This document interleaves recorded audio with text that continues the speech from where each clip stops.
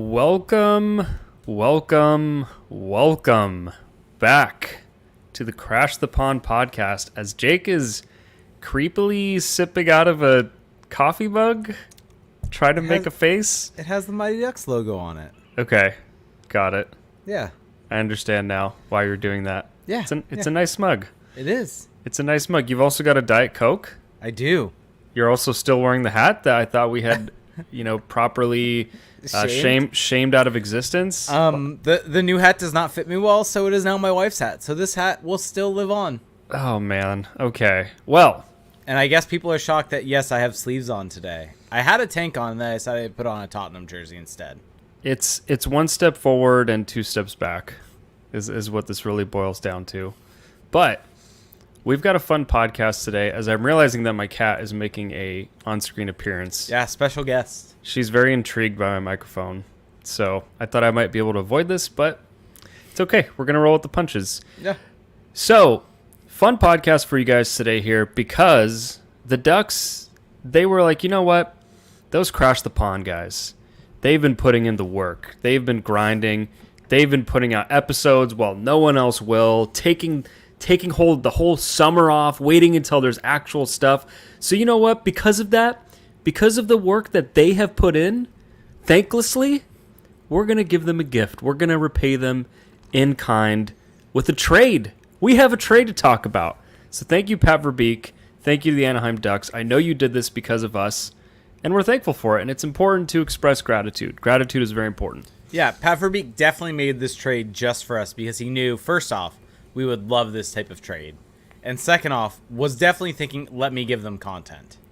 Yeah, I mean, I'm just here for the content at the end of the day, and I'm happy that we got it in the form of a trade. Trades are fun, and this is a fun trade, regardless of how you feel about it, the player, the pieces, whatnot. It's just like a fun trade because it tells us different things about how the GM feels about the roster, where he sees the needs. So we're going to jump right into it. The Ducks traded a 4th-round pick, and this was the pick that they acquired in the John Klingberg trade. This was a 2025 4th-round pick, and they sent that over to the Buffalo Sabres in exchange for Ilya Lyubushkin, who has 1 year left on his contract at $2.75 million cap hit.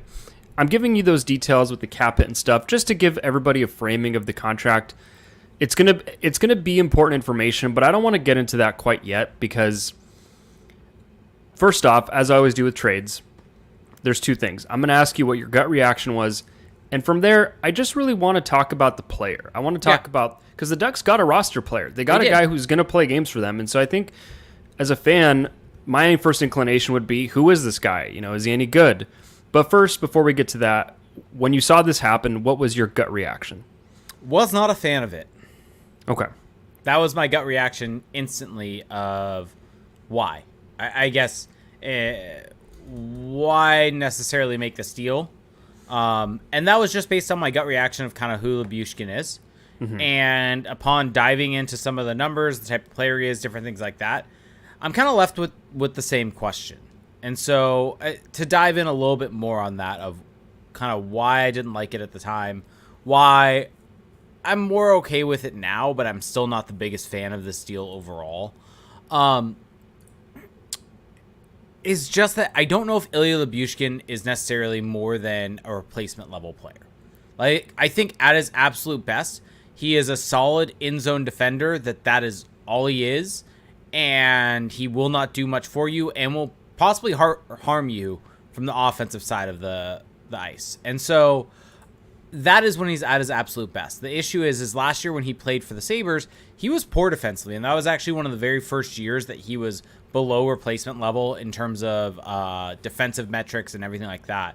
But there is a player there, if you look at Corey Schneider's tracking data, that has been able to be pretty good with carry against and stopping zone entries against. He's not the best at exiting his own zone. But so I guess kind of I'm left with this of why give up an asset for someone that's like this? If they were to sign someone like this, as a free agent, sure, you can make the argument, okay, you're strengthening your decor, you're adding depth, yada, yada, yada, everything kind of you want to say with that. But with giving up a 4th-round pick, sure, the Ducks are dealing from a place of surplus. They have 3 third-round picks next offseason. They have their 4th-round pick in 2025, so they have 2 second-round picks next year in 2024 still. But it just feels like it's wasteful giving up a pick for Lyubushkin in that aspect. And from the other side of it, he potentially takes up a roster spot that could have gone to a younger guy. And I think that is more so from the grand scheme of things, probably what this signals. Yeah, so we're going to get into all of that, but my gut reaction was kind of similar to yours, which is just why did they do this? But because, Ilya Lyubushkin is just not a player that I've ever really been that high on. Kind of the rap on him is that he's a physical player who can block shots, who can hit the other team, who can protect the front of his own net, who's got some mobility. That's just kind of the 40,000 feet rap on him. And, those kind of players typically just don't really stand out to me unless there's like a strong kind of underlying numbers case. And with him, there really isn't. But I do think, though, that when you kind of zoom out of just the player himself, because I think you did a good job of covering it, like his overall on ice impact just isn't good.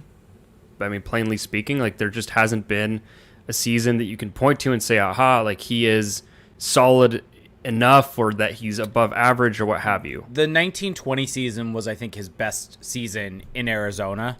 Mm-hmm. And so if Micah McCurdy has come out with a new stat that he's kind of put together that's kind of more so meant to be like a predictive GAR model, if that's the What's easiest GAR? Goals above replacement model. So essentially he's calling it synthetic goals and trying to essentially put all right, how many theoretical goals did this guy contribute to the team and how many did he take away through his on-ice play? And so if you look at those numbers throughout the course of his career, there's only one season, that 1920 season, where he was a positive synthetic goal player. Yeah. Well, that's and that kind of checks out. Like he just hasn't had good on-ice impacts, but I think that I'm always more intrigued by the tracking data because it tells you how this player plays and how they fit into the team. And when I look at Ilya Lyubushkin, you touched on it already, but he has some ability to deny zone entries. He's not necessarily great at it, but he has some ability to do that. He's had seasons where he's graded out well in that category. He's also got an ability, which is kind of intriguing, to join the rush. He, for a defenseman, he's above average in terms of entering the offensive zone with the puck, with control, entering it with a pass instead of skating it in. He's not really going to bring you a lot in terms of playmaking and shooting when you're in the zone, but I did find that kind of curious that he does have that ability. I wonder how much of that, though, was just the Buffalo Sabres and the way that they played. So that's been a trend for him throughout his career. Okay. Yeah. So if you go back to the season prior, he was like that in Arizona as well and a little bit in Toronto. So anyway, point being, he does have some of that. Now, you look at the Ducks' blue line, and it's particularly the right side. And you have Jamie Drysdale, who I think we all know, at least just the archetype of player that Jamie Drysdale, what box he checks, essentially, which is that skating, fluid, puck mover. And then you have Radko Gudas, who's kind of the other end of that spectrum, but still is able to skate, still able to defend. And I feel like Ilya Lyubushkin is clearly the third pairing right shot D. And maybe he's going to be a 2A, 2B, but I don't really see a scenario where he's bumped up to like a first pairing, just Correct. Based on his track record. Correct. And so assuming that he plays in this kind of third-ish pairing role, I think that there's at least breadcrumbs here of a player who could fit into a system because he does certain things, and perhaps there is a reason that the Ducks particularly targeted him. Hopefully it's for these kind of reasons that he can join the play, that he has some ability to defend as opposed to like big body, can hit, can block shots kind of thing. Because if we look at the trail of Pat Verbeek moves and signings, I also lump in Jeff Solomon, the Ducks assistant GM, to this. There's always been kind of an analytical case for these players that they've brought in. Alex Killorn, Radko Gudas, even Ryan Strome, like they had underlying numbers that you could point to. I think Ilya Lyubushkin is the first guy where there's really barely a case for him. Yeah. But I have a bit of an optimistic view that I think he could potentially fit in and help the Ducks, provided he's in the right role. So here's the one kind of pushback I have on that is, I think, what would you rather have for this upcoming season? Because at the end of the day, the player that he's primarily going to take... That's a separate conversation. I'm just talking about the player himself and just what he can do now that he's here. Fair. Yeah. But I think when you're looking at and grading and talking about the Pat Verbeek, the Jeff Solomon side of it, right? If we're talking about the move, then yes, we can get into that. Because I think we've covered the player, I think. Yeah, we've covered the player. I think neither of us are... I don't hate the player.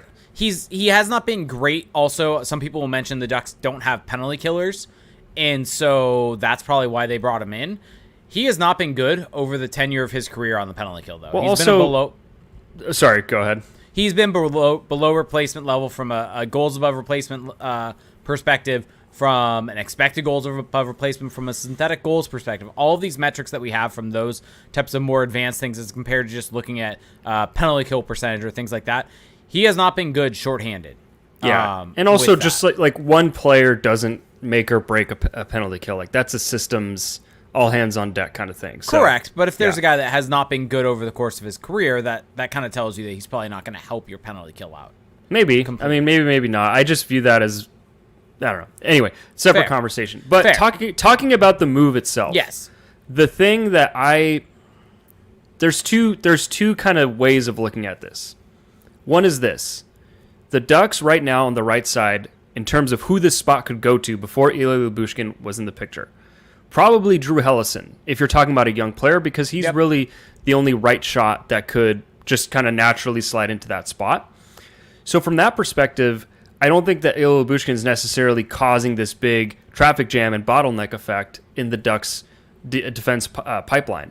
That being and also to kind of bolster that, Ilya Lyubushkin, if he comes in, if he plays well, and we're going to get back to what we said originally with the contract, he's a rental player. If he comes in and plays well, this is like a lower stakes John Klingberg situation, basically. If he comes in, fills a role, you know NHL teams love penalty killing defensemen who can block shots. If the Ducks can flip him at the deadline for, let's say, a third-round pick, a second-round pick, I'm just not even going to say for a first-round pick because I don't think that's in play.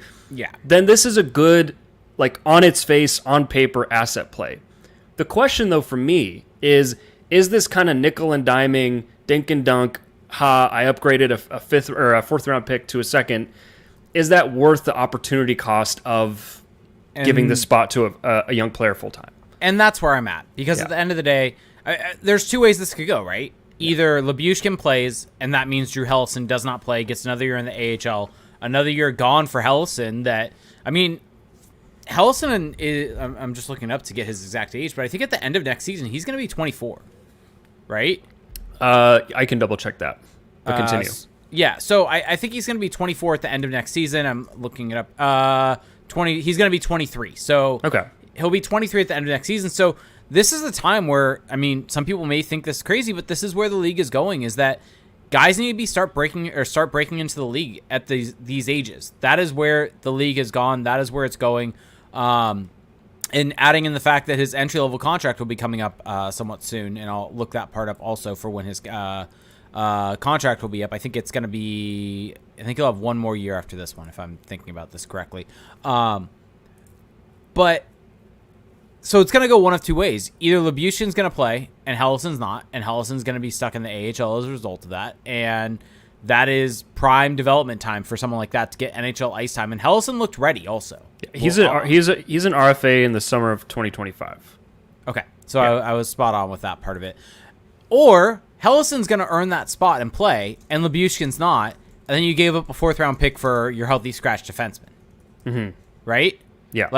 That is the situation the Ducks are in. And I don't know if that's necessarily a place you want to be in. I think I would much rather just keep that fourth-round pick. I think you're spot on with the fact that by playing Lyubushkin and potentially hoping to flip him at the deadline for a third or a second, it's kind of nickel and diming to upgrade those picks, right? Yeah. And at what point are you shooting yourself in the foot by not giving this kid in Drew Hellison a spot for development? Because that's who it's going to impact. And Hellison also should probably play on the penalty kill. And so if you're thinking that's why he's brought in, that's why. And so it's just, I just don't necessarily see the long-term plan here outside of bring him in, play him, flip him at the deadline. Yeah.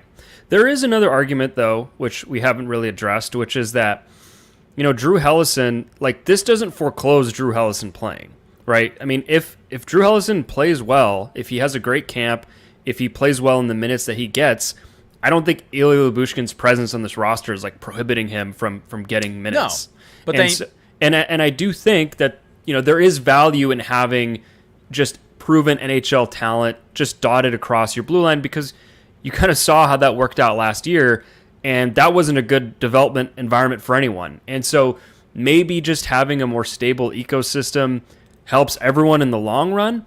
But again, that assumption, that argument also depends on Ilya Lyubushkin actually raising the floor, which I think you would say he doesn't. Correct. And I think if that's your logic, right? And I think Heyo Deflo said Hellison may not be NHL ready, and that like we are putting a lot of faith. We are in Hellison. I think it's warranted, but it is based off of small sample. So here's where I'm at on it, though. I would much rather go out and sign someone to a 1-year deal. Hell, sign a Nathan Beaulieu again. No, if you have to. No. That is the line. That's the line. That's the line. But my point is, you're not giving him an asset in that situation. Is I guess where I'm at with that. I mean, the asset is the opportunity cost. But yes, continue. Sure, but my point is that I think giving up a 4th round pick, which some people may say it's only a 4th round pick, but look at how the Ducks have been able to do with their 4th round picks in the last couple of years and what they've been able to pick up from those later spots. And so you're giving up that opportunity cost for 1 year of Ilya Lyubushkin. Well, and so yes, to be fair, not to be fair, but just to add further context, it is a 2025 4th round pick.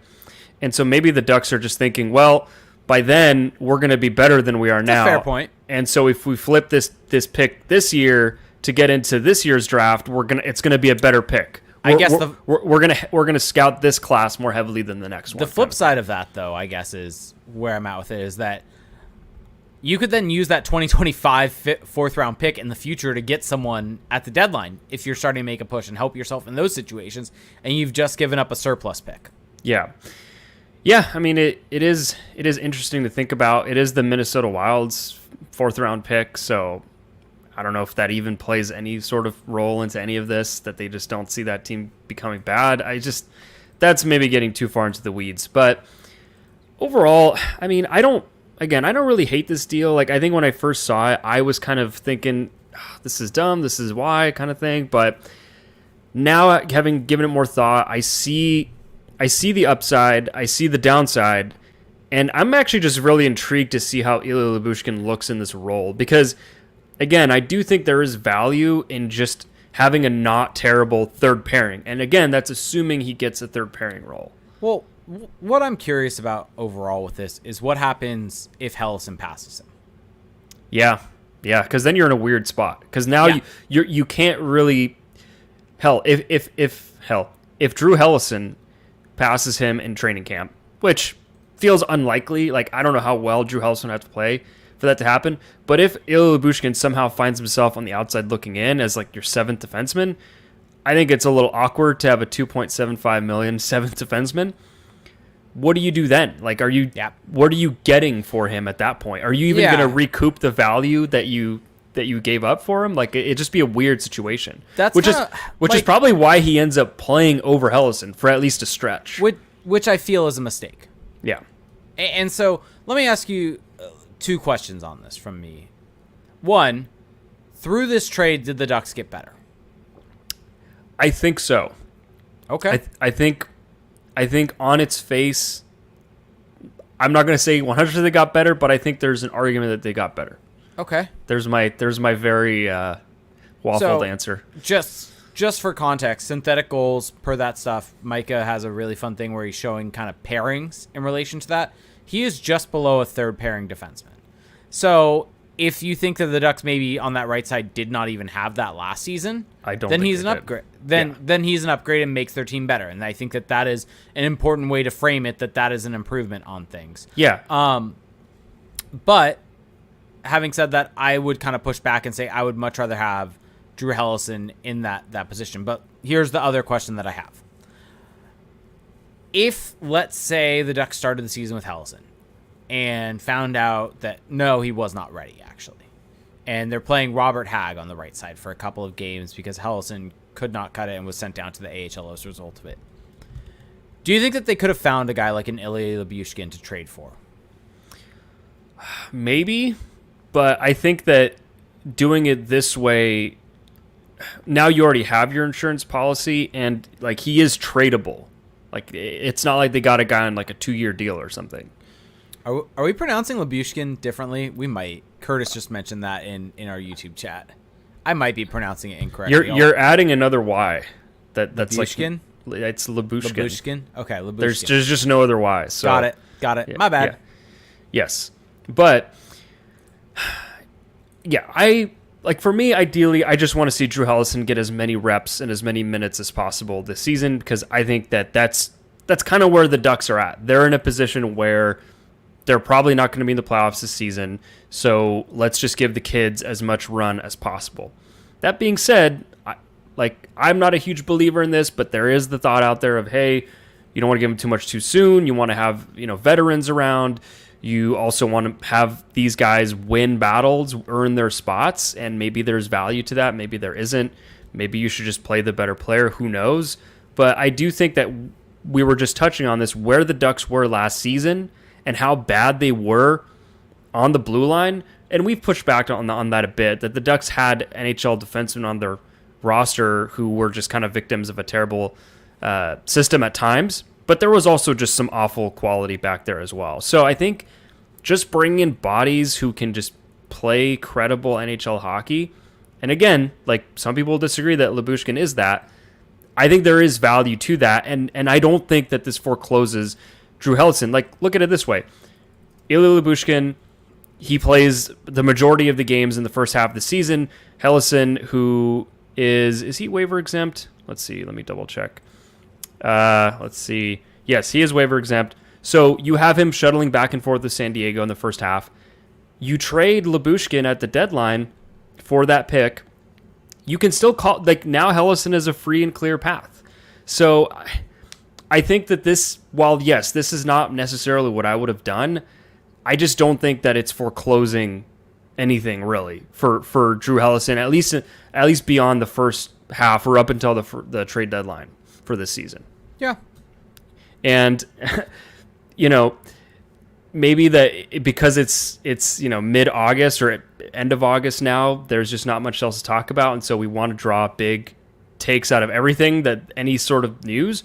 But I do think that this is still meaningful. This is a meaningful move to me, even if it's on the lower end. If it's on the third pairing.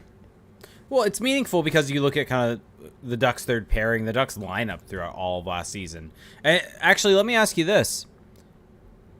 With how Dmitry Kulikov played last year, do you think Lyubushkin is... did I say it right there? Lyubushkin? Yes. Yeah. Do you think he's better than Kulikov? No. Okay. No. I think that they play different. I mean, they're also very different players. I think Kulikov's not real. profile-wise. Kulikov is just a different player to me. He's not as physical. That's just not like his. That's not his reputation. I think I view Kulikov as more of a puck mover, more of an offensive guy. But in terms of where they fit in their kind of the hierarchy, their archetype, like they're close. Mm-hmm. They're close. Okay. So where were you going with that? No, I was just going because Kulikov was right hand shot defenseman. A guy that was brought in with known solid defensive metrics, even if maybe on the offensive side of the puck didn't necessarily have it. Kulikov's a lefty, by the way. Is he lefty? Yeah. Well, there goes that. Why did I think he was right-handed? I don't know. Okay, never mind. Scratch that.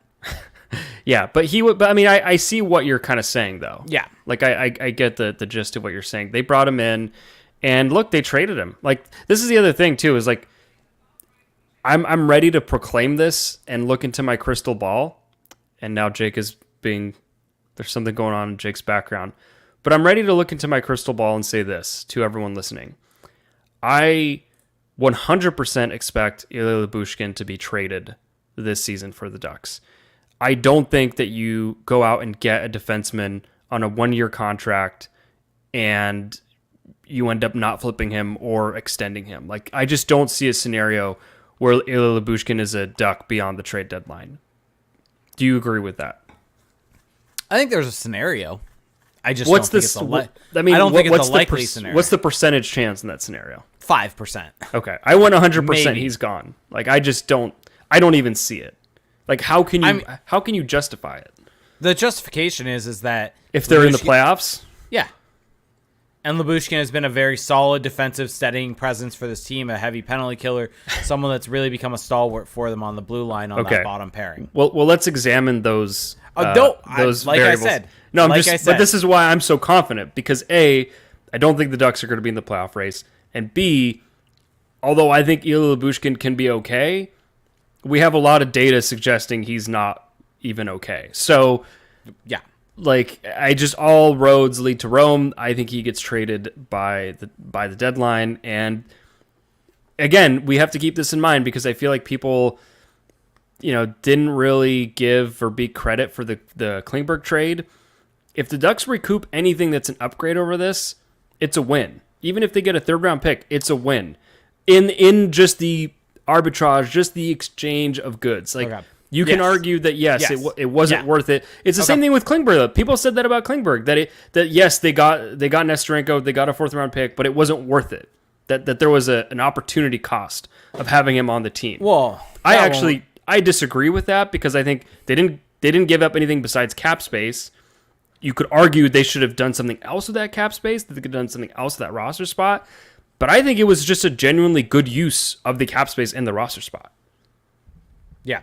Talking about Klingberg now. No, I know, and I completely agree with it. And I don't think that argument holds as much water because there wasn't Drew Helleson wasn't pushing the NHL roster spot last year, and it's not as if John Klingberg was taking up a roster spot from Drew Helleson in that sense. Correct. I think the Lyubushkin Kulik. I mean, I think Lyubushkin is maybe more analogous to a Kulikov than a Klingberg, but even then, it just doesn't really. Yeah, and the other piece of this though on the trade value is that the Ducks will be able to retain.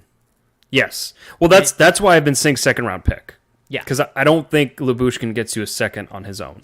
Like, if you're able to retain half of his contract, and by the end of the season, there's only 20 games left in the year, so the amount of actual money and cap hit accumulation that will be left, it's negligible in terms of what teams will have to give up. And so he could become a healthy scratch defenseman for a cup contending team, getting him at 50% retention, and they might do that for the depth. Yeah, for a 2nd or 3rd. Yeah, I'm looking at past Ilya Lyubushkin trades. So the trade to Toronto, he was traded for Nick Ritchie, which is kind of funny. So it was Nick Ritchie and a 2025 conditional 2nd to Arizona for Ryan Dzingel and Lyubushkin. It's kind of hard to parse what value is what in there, but he has been in a deal involving a conditional 2nd round pick. So. There it is. I'm taking the most basic conclusion, the most stretchiest conclusion possible. Yeah. But anyway, I think it's a fun trade. I'm curious about it. I'm also just kind of excited to see the Ducks. Like, now I think the picture is a lot more clear. And I do think on a podcast a while, like maybe after the free agent window, the free agent frenzy had kind of ended, I think we had said that the Ducks are probably going to get one more defenseman and one more forward. I think we had said that. I know at least I had said that. Forward hasn't really materialized, but I think we're seeing that on the back end. Do you think, as of right now, the Ducks roster is set? These are going to be the guys. There's no other move in the offing. I think the defense is set because I think there's too many bodies right now. Yeah, now it's overflowing. Yeah, from the forward perspective, maybe there's one more depth guy, one more bottom 6 guy that ends up coming in, but I think for the most part it's pretty set. So you're saying that the team that we're looking at in cap friendly is the team that we'll see come training camp, let's say. Not exactly what's on cap friendly, but yes. Sure. Because the roster. Yeah. And then secondary question before we take a little break here. What do you make of? How do you rate this Ducks blue line now that it's pretty much fully fleshed out?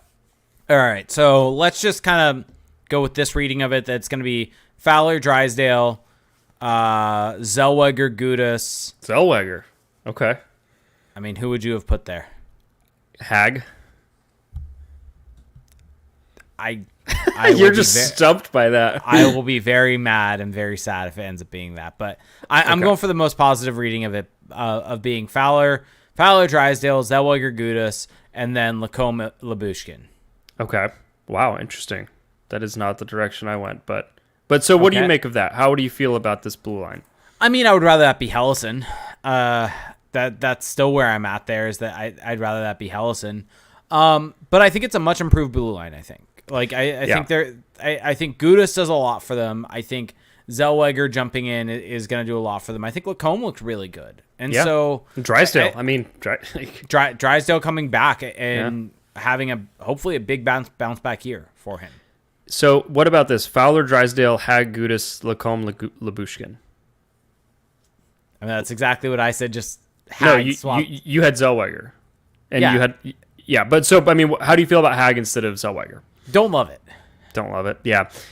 I mean, even if you have Hag, Gudas, which I would be kind of shocked if Hag is a regular, but his name is there and it's been kind of sticking there. This is a better group than what they had last year. They're going to have better coaching. I don't know if this is like a top 15 unit, but I think this is a unit that can get by, that can just not be abysmal. And for where they were at last year, that like the jump from like terrible to kind of average or just below it is a pretty big jump. And so I think that this is going to be an improved group. Yeah. And right now in the chat, Rouge20 says, if you think Zellweger makes it, how do you feel comfortable icing 3 DMN under 24 in the top 6? I mean, that's why I don't think he makes it. Quite honestly. I mean, they have Fowler at 31, Gudas at 33, and Lyubushkin at 29. Like, I feel like that balances it out a little bit. My prediction is that Zellweger and Mintyukov start the season with Matt McIlvain in San Diego. I think Mintyukov does. I don't think Zellweger does. I mean, if he does, someone's got to come out, and I'm just curious who that would be. I mean, it's going to be Colton White or Robert Hag. Maybe. Yeah. Maybe. I think Zellweger, and Deuce is saying he doesn't know if Zellweger is ahead of Mintyukov. Could be Lacombe. I think age is one thing. I mean, it's possible. Yeah. I think age is one thing with Zellweger being ahead of Mintyukov. I think the other part of that is... Short King. Well, no. Where I was going to go with that is I think Mintyukov, if he does not play 9 NHL games this year, it's still ELC slides. Let's see here. I believe that is... Yeah, He's still eligible. He's still eligible because his birthday comes after September 15th. Yeah. And so he can play the entire year in the AHL, and this year does not count off his ELC. Oh. Whereas Zellweger, this is the first year of his ELC no matter what because of his birthday coming before September 15th. So what you're saying is Pavel Mintyukov will play no more than 9 games for the Ducks this year. I mean, the same thing applies to Nathan Gaucher, so take that how you will. I mean, I think Gaucher and Mintyukov are just primed for like a development season in San Diego.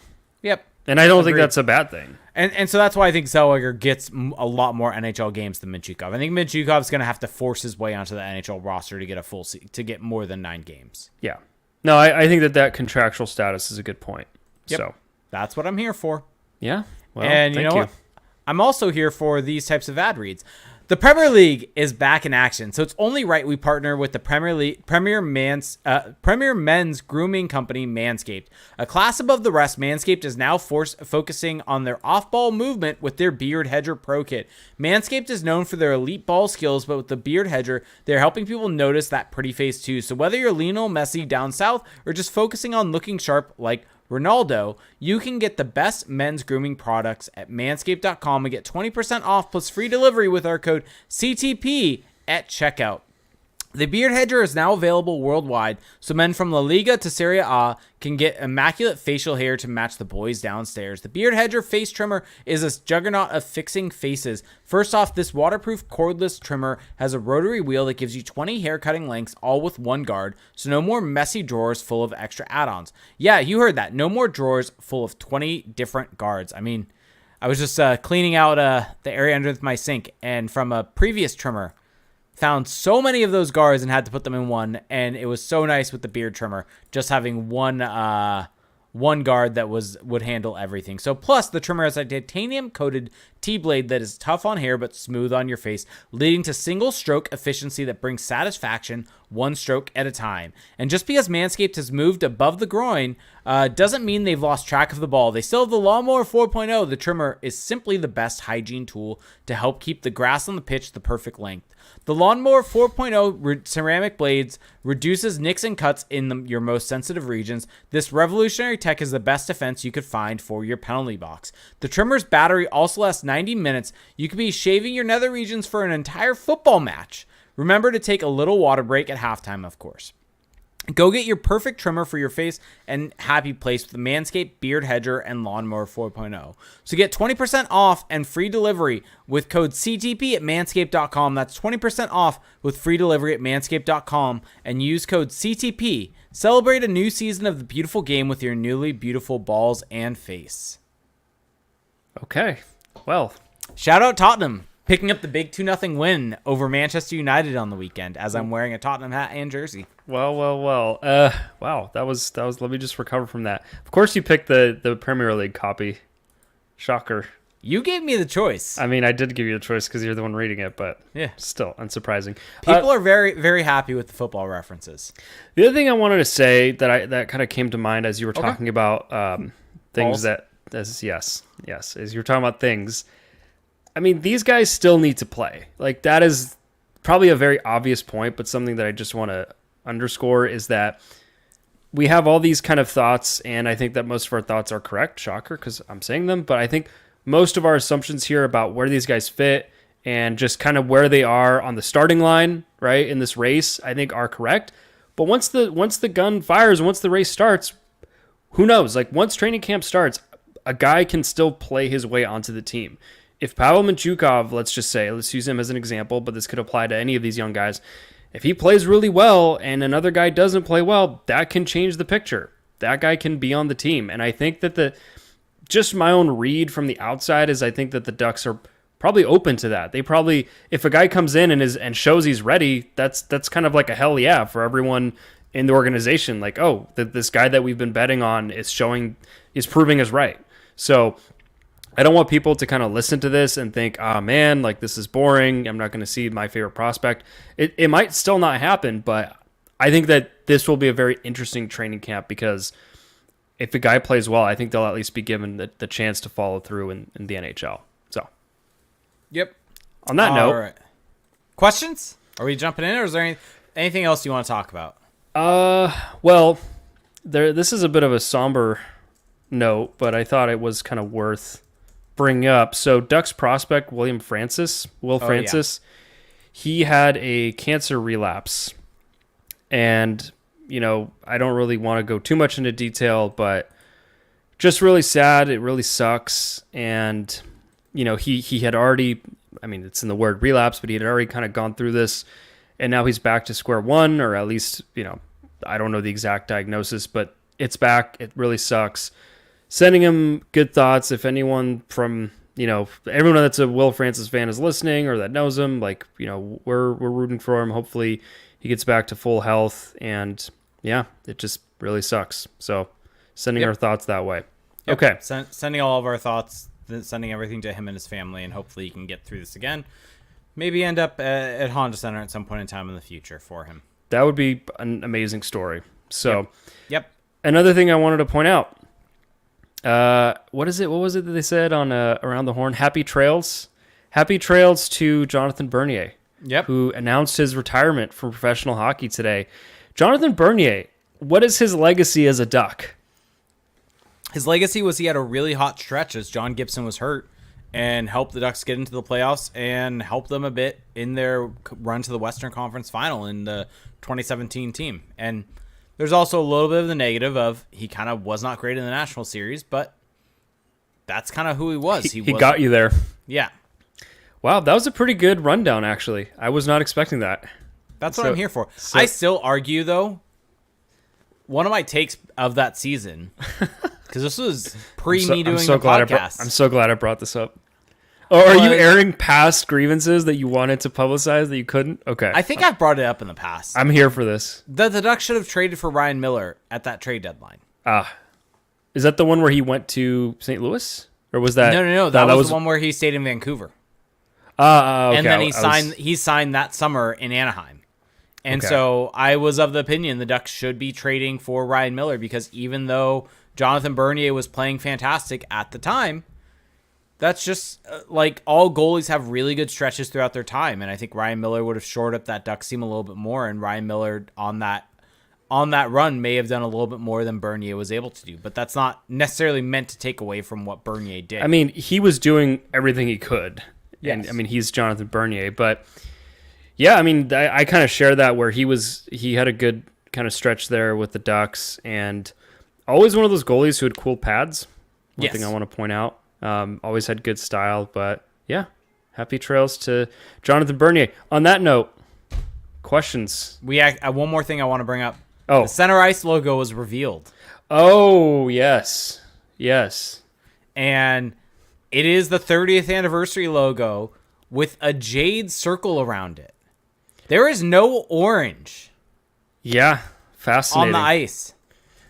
Fascinating. Like, I'm shocked that they went that route and they did not end up going with any sort of gold or orange or anything like that around it. Like, sure, the logo has the yellow in it, and the circle has a yellow in it also, but that's not that much different. I mean, the third and fourth jersey that the Ducks had with the kind of silver shoulders on it, that had yellow on it. So there was yellow way back then, and that's what this kind of reminds me of. The hockey sticks of the Mighty Ducks logo. That too. Yeah. And so the center ice logo is way more Mighty Ducks than it is Anaheim Ducks. And I find that, and I love extremely yeah, agreed. I just find it extremely fascinating. Well, I think to me the most telling thing, honestly, not the most telling, the most noteworthy thing is that they literally wrote Mighty Ducks, because they've done, like, it's kind of one of those things where they've basically used every bit of that marketing value without actually using the name. And to see them actually put the name Mighty Ducks on the center ice, and presumably this will be there for every game. Like, I don't think they're going to alternate that. So I think that's really cool, because it is part of their franchise history. But then you have the other half of the logo, which has the Anaheim Ducks with the Web D. So it's just really cool. I mean, it's fitting. It's better. Like, this border to me is better in some ways than the one on the anniversary jersey. But if this was the border on the anniversary jersey, would you like that jersey more? I mean, I don't like the fly together. Like, that part of it is maybe a little too much in a jersey. But if there was some version of this with, like, Mighty Ducks on one side, Anaheim Ducks, like, I think that'd be really cool, actually, on the jersey. I mean, they kind of went for that with the sleeve. But you can't really tell, though. Like, that's something you have to squint. Everyone focused on the fact with the sleeves that it said Anaheim Ducks established 2006. Yeah. And not realizing that the other sleeve on it says Mighty Ducks established 1993. I mean, I just find that, like, it doesn't stand out. If they wanted that to be more prevalent, they would have made it more noticeable. So fair. But regardless, really, really, really nice logo. Cool. This is going to be beautiful to look at. So much better than the last anniversary logo that was at center ice for all season. The 20? Oh, the 25. Oh, yeah. Also, this is kind of a sidebar, but the fact that now there's a Arrowhead logo that was there last year. Was it? Well, anyway, the fact that there's an Arrowhead next to the Mighty Ducks is just, I mean, I don't really give a shit about sponsors on the ice, but it is kind of it's just kind of fitting. The Arrowhead pond works so well from a naming perspective. Too many sponsor logos on the ice now, though. There's like two behind the net, behind each net. Too much. Right, here we go. Questions. We're going to start with our Discord, then we'll go to, I have a couple from Twitter, and then we'll kind of finish it off with Twitch and YouTube to just kind of close things out and have some fun at the end. So we'll start with this one. Shaken Wings asks, where are you at on confidence of Verbeek from 1 to 10, and why? Interesting. I would say I'm at a 6.5. I'm at a 7. I think he's done enough to show me that he generally targets players that don't suck, which is not always the case for a lot of NHL GMs. He's made a lot of trades that just kind of facially make sense. He's, I think, made good draft picks.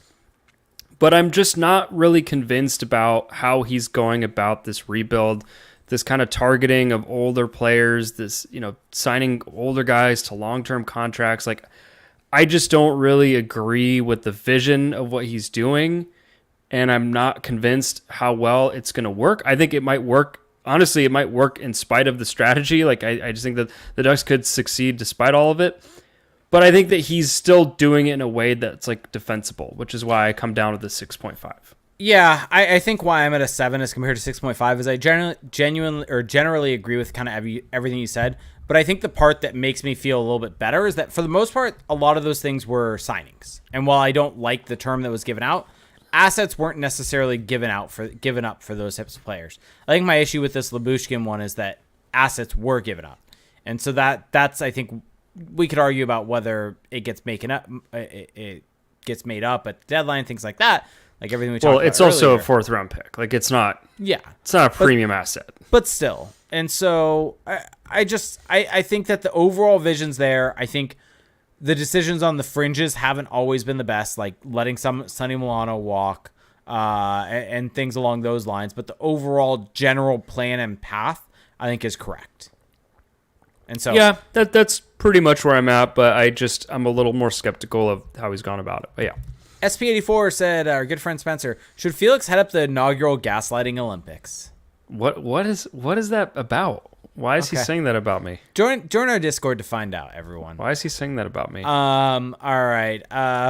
Co-champion Bastard said, what are Jack Kopaka's top 5 fruits? Just no more. No more Jack Kopaka. Ducks Jaggernaut said, is Felix related to Max Homa? They look similar. I don't know who that is. Who the hell is Max Homa? I don't know. It's a golfer. Yeah, I don't know this person, so we're not related. No. Okay. I mean, maybe we are. Maybe if we did a DNA test. Yeah. I guess I can't conclusively say that I am not related to this individual, but based on my own knowledge, I am not related to this individual. Plant Ranch said, how should we feel about the lack of Zegras and Drysdale signings? When is panic mode versus Den forgetting it's a thing? I mean, I think the only time you really panic is if these guys do something kind of off script, which would be holding out. I think that's when you start getting frustrated. I don't even know if it's still panic because they will still ultimately sign no matter what. But I just think a holdout is just not a great tone. Panic is. Well, I still don't even think the tone matters that much. Look, Nylander held out. Lindholm held out, right? Well, now he wants to get traded. So, I mean, but Hampus Lindholm held out, right? Yeah. And so there are plenty of signs of this happening and it not necessarily mean anything long terms. When the panic mode should be, or panic button should be hit, is if we're getting close to that deadline where they are no longer eligible to play this season. That is when you hit the panic mode. I mean, that to me is kind of like they're not going to miss a season. Like that's agreed. that doesn't benefit them. Fair. Ricard Raquel also did hold out, but I don't think he made it into the season with that. Nick Ritchie held out. Nick Ritchie held out. Yeah. All those guys are gone, by the way. Just little side note. Yeah, that's part of a rebuild. Sure. All right. Heyo Deflo said, does Verbeek's signing of Lyubushkin all but guarantee that Zellweger starts the season in San Diego? I don't think it impacts it at all. Nope. Yep. They play different sides of the ice. Yep. I will correct myself on that because I sent out a tweet saying this could take away ice time from him. It does not. So correcting myself. Accountability. Wow. Yeah. Wow. Shocking. Amazing. Duck Shagonet said, is it purely coincidence that our Lord and Savior Nathan Beaulieu leaves us for the Hurricanes just one day after a hurricane affects his former team's neighborhood? Yeah, Nathan Beaulieu signed a PTO with the Carolina Hurricanes. Just mocking us. Which, by the way, I think the Carolina Hurricanes have to retire their smart organization card after that. Like, it's a PTO. Why though? Like, also, why is he signing a PTO in August? Didn't he sign a PTO with the Ducks last season? Yes. Yeah. That he's just PTO Nate. There it is. And then a serious question: does Pat Verbeek's inexperience as a GM makes trades/signings more difficult? I'm imagining players, agents, and other GMs try to push their luck a bit more with someone new versus someone who has been there for years. Maybe. I mean, we just don't know. We don't know, but also, I mean, you have to keep in mind he's been an assistant GM for a long time. Like, yeah, and it's not just him acting alone. Like there's people around him. Like it's not a one-man job. So yep. Plant Ranch said, what do you think Olin Zellweger and Minjukov's years look like this season with the trade/signings for defensemen? I think Zellweger's on the Ducks, and I think Minjukov's on the Golds all year. Yeah, I think that they're both on the Golds for significant periods of time. Okay. I think Zellweger could end up on the goals. I think Minchukov plays most of the year down there, though. I mean, I think Machukov's almost certainly on the goals for most of next season, and I think Zellweger will probably be there for a lot of games as well. Second place, Louis said, why does Felix want to waste our valuable time by using up all of the clock in our fantasy draft? Have you threatened that? I haven't threatened it. I'm going to do it. Like, it's not a threat is saying, like, it's threatening to do it and just definitively saying I'm doing it are two different things to me. Why are you going to do that? Is this like you showing up into our StreamYard chat at 7:59? No. PM show? Why would I not take all the time that's allotted to me? Like, this is something that I have a right to, and I want to take all the time to make the most clear-headed decision. This is a crime against humanity. I mean, why? Like, if you don't want me to take 2 minutes to do something, then don't give me 2 minutes. Like, hey, there's a commissioner that can lower the time limit if he wants to. Connor, whenever you listen to this, make it so Felix has to auto draft if there's a way. Don't give him the ability. Lower the time limit. If you don't want me to go 2 minutes, then make it a minute. Like, I don't know. This isn't hard. I can't even. Rights are indelible, man. Duck said an article in The Athletic suggested that Henrique would be a perfect deadline acquisition for the Oilers. Do you agree? And if so, what would you try to get back in exchange for him? Wait, sorry. Can you start that over? I was looking at our chat. An article in The Athletic suggested that Henrique would be a perfect deadline acquisition for the Oilers. Do you agree? Yes. I think he would have been perfect for them last season. If so, what would you try to get back in exchange for him? First round pick and a prospect. Yeah. Probably. Yeah. I agree, though. Goose MN612 said, who's more likely to make the roster in 4 years, Noah Warren or Tyson Hines? Ooh, great question. Yeah. I'm going to go Tyson Hines because I just think Noah Warren has to show me that he can actually be more than just a big guy who can move. Like, Tyson Hines can play. He's smart. He's got skill, and he's got the physical ability. So definitely Tyson Hines. Not saying Noah Warren's not going to make it, but that's the difference between the two right now. Olaf is Berserker said, stemming from the retirement of Bernier, who has been the most impactful backup goalie for the Ducks? This one's easy. Who is it? Actually is very easy. It's Ilya Bryzgalov. No questions asked. I was going to say Ryan Miller. I mean, Ryan Miller, I think, had the best tenure. Yeah, but Ryan Miller was amazing as a backup goalie. Most impactful is Ilya Bryzgalov due to the fact that he led the team on a Western Conference final run in 2006. Yeah. Was the reason. But he was the starter at that point then. It's because Jaguar was hurt. Yeah, so he's not really in his backup role at that point. Now I'm going to look 05, 06, Anaheim Ducks. Because the goalie that played more games over the regular season is the starter. Let's see. Who played more games as a goalie? Jaguar played 60 games that season. Bryzgalov 31. I'm going Ryan Miller just because Ryan Miller's the better goalie and he was just so amazingly consistent. It didn't say better. It said impactful. I'm going impactful. It was impactful that Ryan Miller was there. Ilya Bryzgalov and the fact that he also in 06-07 helped the Ducks win that first round against the Minnesota Wild when Jay Shiger was dealing with stuff. So from an impact perspective, it has to be Ilya Bryzgalov. I think the backup goalie that was the best was probably Ryan Miller. Yeah. And I see a lot of people saying Jonas Hiller. Wasn't he a starter, though? Yeah, like Jonas Hiller was a backup for Jaguar that became a star. So a lot of these guys that are kind of in that conversation, I feel like had tenures as being Ryan Miller was for the team. 100% a backup. And same thing with Ilya Bryzgalov on the Ducks. Yeah. Like, they were both backups. And let's say, Tussle said, in what order do the rookie defensemen, not including Zellweger and Minchukov, get cut from training camp? Lacombe, Hellison, Hines, Luno, Warren. So Luno, Hines, Warren are all gone, I would say, pretty early. Okay, order. You have to give an order. From earliest to latest. Okay. Let me pull up the list because I'm forgetting. Lacombe, Hellison, Hines, Luno, Warren. Warren stuck around longer than Zellweger last year. Part of it was injury. Yeah. Let's see. Okay, so I'm going Zellweger. So we're not including Zellweger and Minchukov. Nope. So I'm going Hines. I'm going Warren first. Luno second. Hines third. Hellison fourth. And Lacombe just makes the team. All right, here is where I'm going. Yeah. Luneau first, similar to Zellweger last year. Yeah. Then Hines, Okay. then Warren, then Hellison, then Lacombe. That's if they. I think Hellison and Lacombe probably make the team. Yeah. Yeah. But that's why I have them there. But I think Warren's going to last the longest. Yeah. Partially the same reason. Luneau's going to back to junior. So yeah, and I think it's going to be a similar thing to Zellweger of he plays an early game, then gets sent back early to really load up for the season for his junior year. Napa AG said, "Why is America not Japan?" I don't understand the question. He just got back from a Japanese vacation. Oh. Yeah. I mean, Japan is great. Have been. Loved it. Loved the food. So I get it. It's hard. Plant March said, top 3 Christmas movies and least favorite. I don't have a top 3. Christmas Vacation. Klaus. That's a new one for me that skyrocketed to the top. Klaus on Netflix. Okay. Really, really good.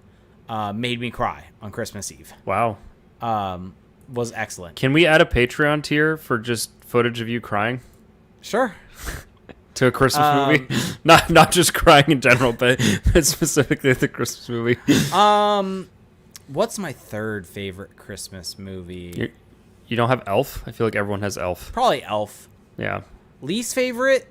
I didn't grow up with it, so I think A Christmas Story. Like, I don't really like it that much. I have a question for you. Okay. And this is a debate that I've heard people have. Is The Nightmare Before Christmas a Christmas movie or a Halloween movie? Both. Oh, your team both? Yeah. I forget. I've heard very staunch opinions one way or another on this. But anyway, I don't care. It's probably more a Christmas movie than a Halloween movie. Well, I mean, it's kind of in the name, but Yeah. But yeah. it feels more Halloween to me, I will say. Olaf is Berserker said, what would be the most effective way to wake up Sleepy Pat? Alarm clock, construction. Oh, it's obviously a white monster. Do what I do. Sunrise alarm. Okay. People are wondering about Die Hard. I don't know if I've ever actually seen the original Die Hard. I haven't. So there you go. Can't comment on it. Let's see. Ducks and 5 said, next July 1st, the Ducks should sign an elite. Oh, this is easy. Center, Austin Matthews. What was the question? You just said words and next then... July 1st, the Ducks should sign an elite ? Oh, okay. Yeah, sure. Center. Yeah. Olaf is Berserker because I prompted him for this one. Rate your excitement for Ahsoka on a scale of 1 to 10. A 10 because I have been binging Rebels over the last week. I am halfway through season 3 right now. It's such a good rewatch. It's such a good show. Highly recommend. And for anyone watching Ahsoka that's gonna go in and watch it, you need to make sure that you kind of catch up on Rebels because it's essentially live action Rebels. Too much work for me to like find. You can find a YouTube video that gives you the story if you need it. I'm gonna go in bare and just watch it without any context. So okay. Maybe not the right phrasing, but that's Plant fine. Plant Ranch said, Ahsoka coming back must be very exciting. There are so many unanswered questions, especially with the last season of Mando, where she seamlessly transitioned from animated to live screen, perhaps better than any other character. Did ChatGPT write this? She is one of the most compelling Star Wars characters, and I'm glad she got her own series. So all of that said, my question is, what is your favorite brand of gum? Oh, extra. Extra, read all about it. What's my favorite brand of gum? Trident? I don't know. It's I have a favorite. The only gum I'll chew is extra Polar Ice. Heyo Deflo said, what is Felix's stance on the current corporate tax rate? Oh, I meant to look this up. So I'm assuming he means like federal corporate tax rate? I think he just decided to troll you with a weird-ass question. I'm going to look it up. It says 21%. Corporations in the United States pay federal corporate income tax levied at a 21% rate. I mean, I'm just trying to figure out if this is tiered out. Like, I feel like the size of your business should affect how much you're paying in tax. Like, obviously, mom and pop selling hotcakes on the corner in the neighborhood shouldn't be paying the same corporate. What if it's a pancake breakfast? Yeah, like if mom and pop are organizing a pancake breakfast and they are collecting income under incorporated entity, I don't think they should be getting taxed the same as like, Apple. So, but this is literally just me reading one blurb about it on Google. I don't know. All right. Patrick said, by the end of the Ahsoka series, will we learn that Sabine is force sensitive? So in the trailers, they're kind of teasing that a little bit with it. It almost seems like she's going to be the apprentice to Ahsoka being being the master, even though Ahsoka is no longer a Jedi. I think they're teasing it. So I'm going to go with yes. We'll say Sabine is actually force sensitive, and Ahsoka trains her in the ways of the Force. Words. Many words. Sabine Wren, Mandalorian. Many words. Okay. SP84 said, what is one bad thing and one good thing about Ilya Lyubushkin's acquisition? I think that question has been answered by now. Okay. And he's also wants to re-ask, what is the confidence level you two have in Verbeek as a general manager to build the Anaheim Ducks into a Stanley Cup contender with the tools he currently has at his disposal? I think he's more like a 7 and 8, just because 7 or 8. I'll go 8 just to be optimistic, but he's got a lot of ammunition to work with. Yep. So. Pedar B, sorry if I butchered your first name. I think he's from Croatia. Said, hey crew, when should I expect to hear the alarm bells in my location for the lack of progress on Zegras and Drysdale contracts? Well, in Croatia, you're on the same, now that you're in our Discord, you're in the same timeline as everyone else here in California. So when we are all panicking, you will know right away. Yeah. Lou just is Lou contravening how these podcast submissions work? Lou jumped in. Can you submit a question in there? Like, we have a chat. Like, this feels against the rules. But anyway, he knows I go to Discord first, so he's bypassing it. Yeah, explain like what a sunrise alarm is. A sunrise alarm is, and now other people are chiming in. Dang. A sunrise alarm is basically like a lamp where you set a time and it will turn on and it will progressively get brighter and brighter, and that actually wakes you up. That way you don't have to wake up to the sound of a freaking annoying alarm like the Apple iPhone alarm sound or whatever. And I just find it to be a much more pleasant way to wake up. And yeah, that's it. Puts me in a better mood. What if you have a significant other and sleep in the same bed as them and you wake up at different times than them? That is a conversation that you two need to have. Okay. Also, by the way, a alarm sound is the same problem as the sunrise alarm in that situation. Yeah, but you can turn off the alarm sound. Turning off the light is a little bit different. There's a button that you press and it turns off right away. I just don't think those things are different at all. Debatable. Okay, here we go. It's just not. But going continue. to Twitter now. This comes from Casey Dickerson. Said, "What's Twitter?" I'm not calling it X. It's Twitter. It's still Twitter.com. I feel like if you're on mobile though and share a link, it's from X.com. Yeah. Which, by the way, X.com just sounds like something that it shouldn't sound like. Casey Dickerson said, "Is this the most exciting?" Porn? Yeah. Is this the most exciting group of prospects to come through the Ducks ever? That is a tough question because I feel like the class of prospects in that kind of mid-2010s range on the blue line was really good. This is better because of Carlson, because of Zegras and all. Well, those guys aren't. He's not a prospect anymore. But this kind of 3, 4, 5 year stretch that they're currently in, I think, is the most sustained, just prospect quality, and just this current crop with Leo Carlson and Olin Zellweger alone. I mean, hell, Pavel Mintyukov's probably in that trio. Like, yeah, I would say yes. I'll go with yes. Yeah. Let's see. Sean said, at Sean_Castro said, this probably would have happened on the show anyway, but for the both of you, give us your most chaotic food take. Oh, man, I love that. Well, I don't really have any chaotic ones right now. You know what I'm intrigued to try? This is just me kind of spitballing here. Have you heard of bean burgers? Like bean patties? Yeah. I've never really given that much thought, but they're fine. I'm intrigued by it now. They're fine. I'm intrigued. Here's a chaotic combination that don't ask me why I tried it, but have you ever had the fig crackers from Trader Joe's? No. Oh, I will not eat fig, actually. So I don't like... There's my chaotic take. I don't like fig that much either, to be clear. Yeah. I don't like fig Newtons. But there's these fig crackers that my wife loves. And for whatever reason, I'll have them every once in a while. And I have one or two, and then it's like, I don't like this that much. But Trader Joe's also has the garlic spread. It's like the tomb or whatever it is. It's kind of the fluffed up garlic that you find on a lot of Middle Eastern dishes. Really delicious. For whatever reason, grabbed one and dipped it in that. For whatever reason, it works. Don't ask me why. I have no idea, like anything like that. It works and tastes good, though.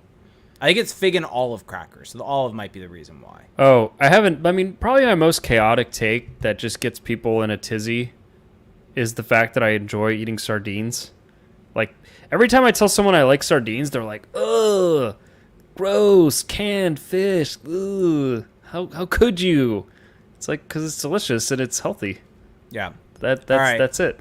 We got this DM from Trevor Zebra saying, who will be the third Duck in franchise history to score 100-plus points in a single season? Both Solani and Korea have 2. Wait, what was the... You go too fast. What was the question? Who will be the third Duck in franchise history to score 100-plus points in a single season? Both Solani and Korea have 2. I'm going to go with Trevor Zegras. I think that he's just well-positioned to... Like, I'm not saying he's going to be a quote-unquote 100-point guy, but I think he can get a 100-point season. And so I'm going with him. Yeah, I'd agree with that. All right, I think that does it for the questions from Twitter. So now, for those of you in Twitch and YouTube, please start throwing your questions in. I've seen the ones previously, a couple of them, so please rethrow them in, though, just for ease for me. But if you're listening on your favorite podcast services, you can find us every time we go live, which is typically at Monday at 8 p.m. at twitch.tv/CrashPond, where if you have Amazon Prime, you get one free Twitch Prime gaming sub each and every month. You can just be like Ken Pafu, who resubbed for 41 months.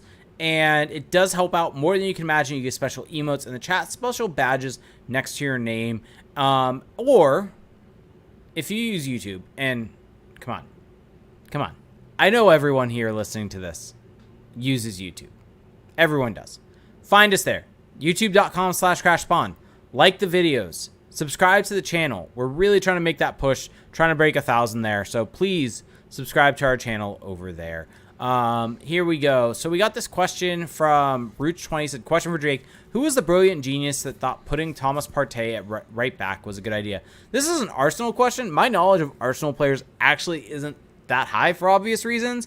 But I'm going to assume that was Mikel Arteta. And I'm assuming Rooch does not like him that much. So we'll go with that. Words. Yeah. Vixeler, which just reminds me of the very original platform that we had. Mixler. For this podcast. Do the Ducks draft Vladislav Brizgalov, Ilya's son, in the 2024 draft? Oh, wow. I was not aware of this. Is he a goalie? I feel like goalie dads usually produce goalie sons. I don't know.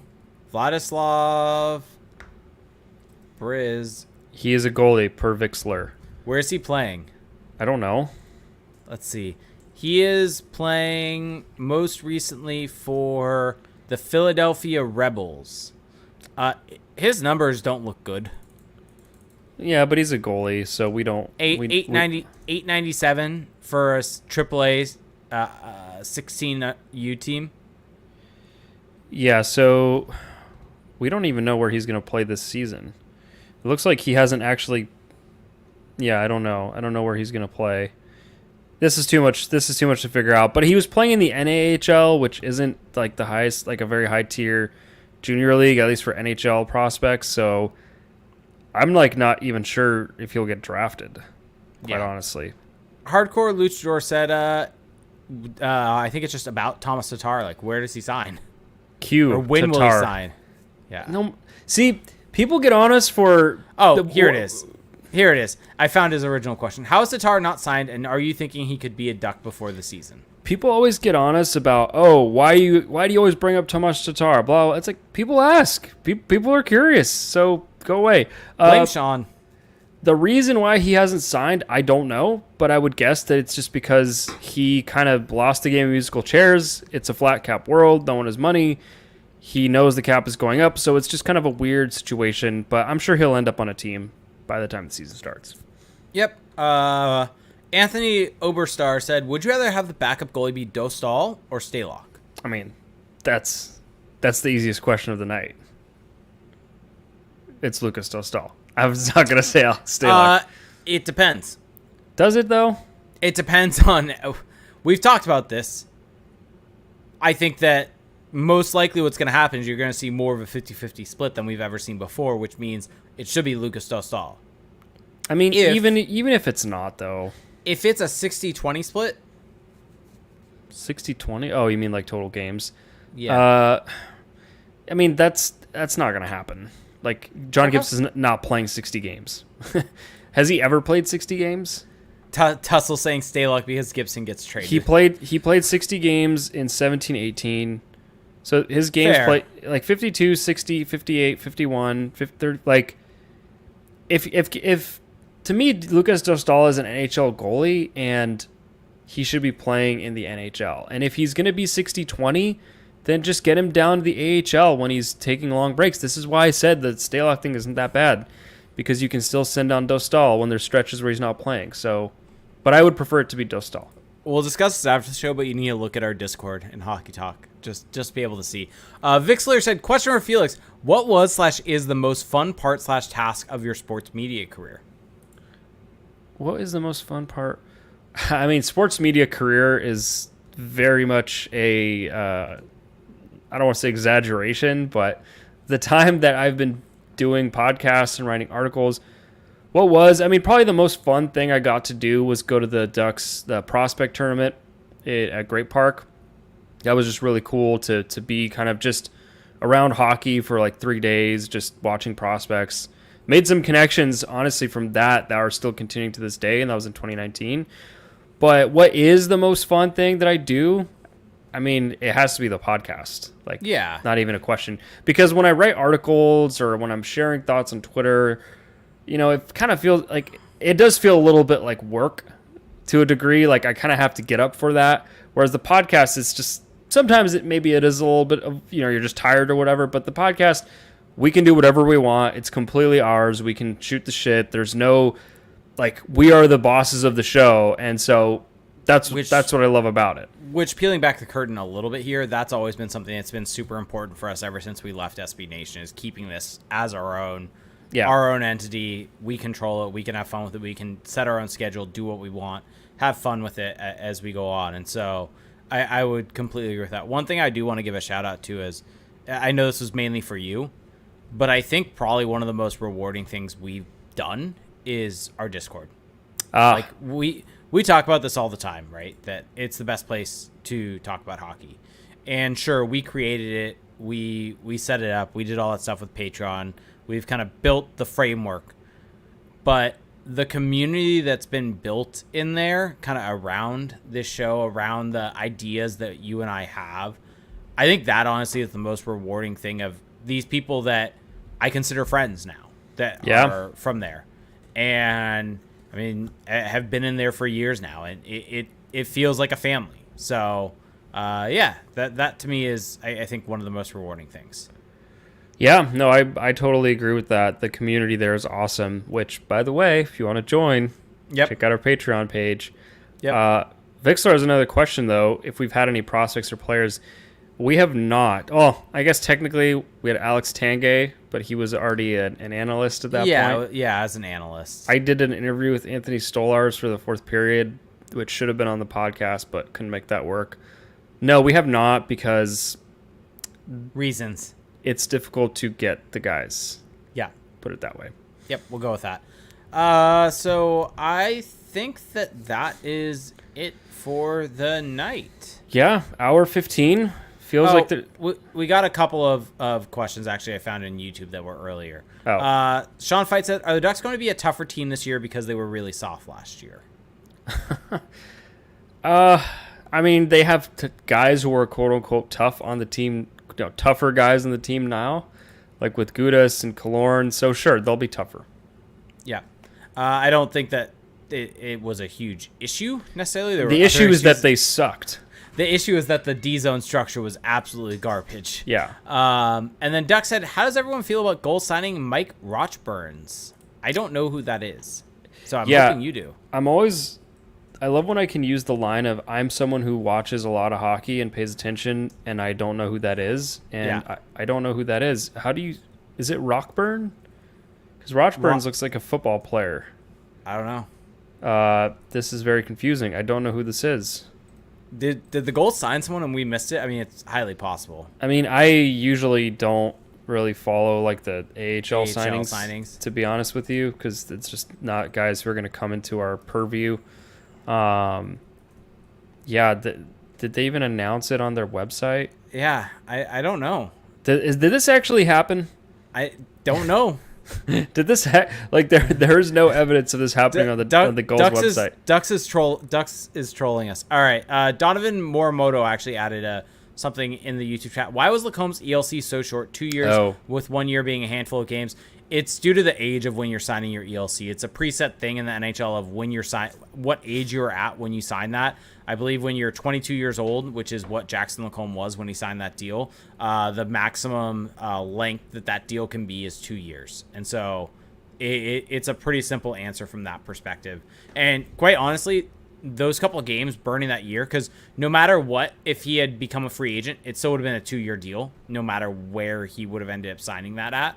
And so the Ducks giving him those couple of years to burn that, so he hits restricted free agency. I guess I think he'll probably be the 10.2C probably at the end of this contract. Yeah. That's probably going to end up with him making a little bit more than his ELC at the end of it, and so he hits that 1 year earlier. It's because of his age. Yeah. So. Yep. Very simple. All right. I think that is going to do it though. Yeah, well, thanks for the questions, everyone. Thanks for listening. Thanks to everyone who joined in live, but also thanks to everyone who will listen wherever you get your podcasts. So if you want to help support the show and help us keep this thing going, honestly, I'm going to say this. I find the off-season almost easier than the regular season because I feel that the regular season there's more moving pieces, there's more news, there's just more stuff to keep up with. Like this pace that we're on right now of like 1 or 2 things happening every week or so, like that for me is actually easier than when in the regular season when it's just like drinking from a fire hose at times with all the information. So anyway, thank you to everyone who stuck with us. And if you want to help support us kind of get through that crazier time of the regular season, the number one way to do that, join our Patreon community. We have a Discord server in there. It's for $1 a month. And honestly, to me, it's a small price to pay, and you get access to the best Ducks community on the internet. You get all of the news updates as soon as they happen in there. And, especially right now with some uncertainty with different social media apps, I just think that that's a nice way to kind of cut through the noise. And you're helping your favorite show. So that's for $1. For $5, you still get that. But on top of that, you get 2 bonus podcasts. And those can definitely go off the rails. Those are definitely more unfiltered. We talk about a broader range of topics. We still talk about the Ducks, though, of course. Felix gave some very sensitive information about him on the last episode. Oh, yeah, I did. I don't consider it sensitive, but whatever. And we also we talked about state flags, which that was a good one. That was one of my favorites. But that's for $5 a month. So really any support is appreciated. That's at patreon.com/crashthepond. We're going to put all the links in the show notes as well. Make sure to subscribe to us on YouTube, youtube.com/crashthepond. Subscribe there.